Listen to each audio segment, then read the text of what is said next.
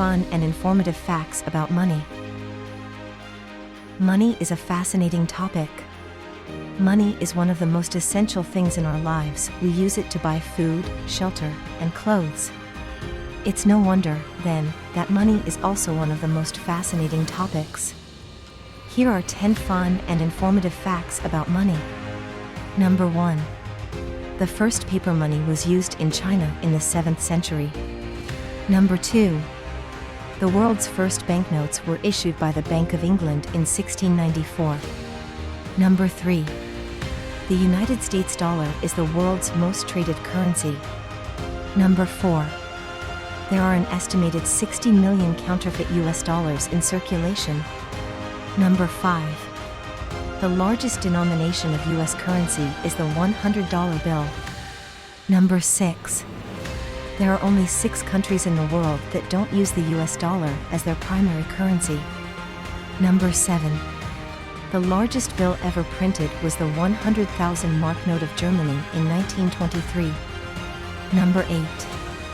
The largest denomination banknote ever issued by the US was a $100,000 gold certificate. Number 9. The most valuable banknote in circulation is the 1 million Swiss franc note. Number 10. The largest denomination coin ever issued was the 100,000 mark gold coin of Germany in 1914. What is money? In the United States, money is any object that is generally accepted as payment for goods and services. Money is also used as a way to store and transfer wealth. The 3 most common types of money in the US are cash, checkable deposits, and money market mutual funds. The origins of money are shrouded in mystery, but it is thought that money first emerged as a means of exchange for goods and services. Money has evolved over time from being based on commodities like gold and silver, to paper currency backed by government fiat. Today, most money exists as electronic digits in computer systems. While the function of money has stayed relatively constant over the centuries, its form has changed dramatically. From early forms of barter and trade, to coins and paper bills, to today's digital currency, money has taken on many different guises. A brief history of money. While there are many different interpretations of money, it is typically defined as a medium of exchange for goods and services. In other words, money is something that people can use to buy things. The origins of money are thought to date back to around 10,000 BC, when people first began using commodities such as livestock and grains as a form of barter. Eventually, people started using pieces of metal as a form of currency. The first known use of metal currency was in China around 1200 BC. Throughout the centuries, different forms of money have been used all over the world. For example, in ancient Rome, soldiers were paid in salt, which was worth its weight in gold. Coins made out of precious metals such as gold and silver became popular because they could be easily divided into smaller pieces and didn't spoil like grain or livestock. How is money made? The answer may seem simple, but it's actually quite complex. Money is created through a process of printing, minting, and mining. The United States Mint is responsible for printing paper currency, while the Treasury Department mints coins. The Federal Reserve System controls the amount of money in circulation by expanding or contracting the money supply through buying and selling securities. Most countries have a central bank that carries out these functions, but in the US, the Fed is unique in that it's both a private institution and a government entity. Its primary purpose is to regulate banks and stabilize the economy, but it also has a hand in creating money. When the Fed wants to increase the money supply, it buys securities from banks and other financial institutions, which adds new money into circulation. How does money circulate? Most people know that money doesn't just appear out of thin air. It has to come from somewhere, right? Well, sort of. Money doesn't necessarily have a physical source, but it does have to circulate to maintain its value. Here are a few things you should know about how money circulates. The most common way for money to enter circulation is through banks. When people deposit money into their account, the bank then has the resources to loan that money out to other people. Governments also play a role in circulating money. They do this by printing more money when needed and destroying old bills when they're no longer usable.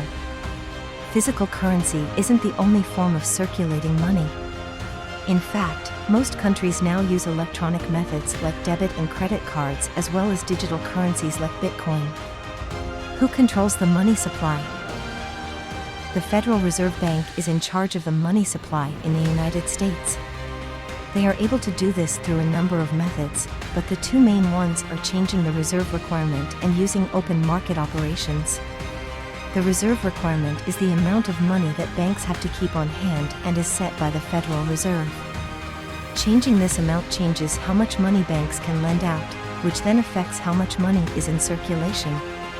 Open market operations are when the Federal Reserve buys or sells government securities in order to change the amount of money in circulation. So, while you may not have thought about it before, the Federal Reserve has a huge impact on how much money is available in our economy, therefore has a lot of control over our financial system. Who prints money? Who prints money? The United States Bureau of Engraving and Printing, BEP, is responsible for printing all paper currency for the United States.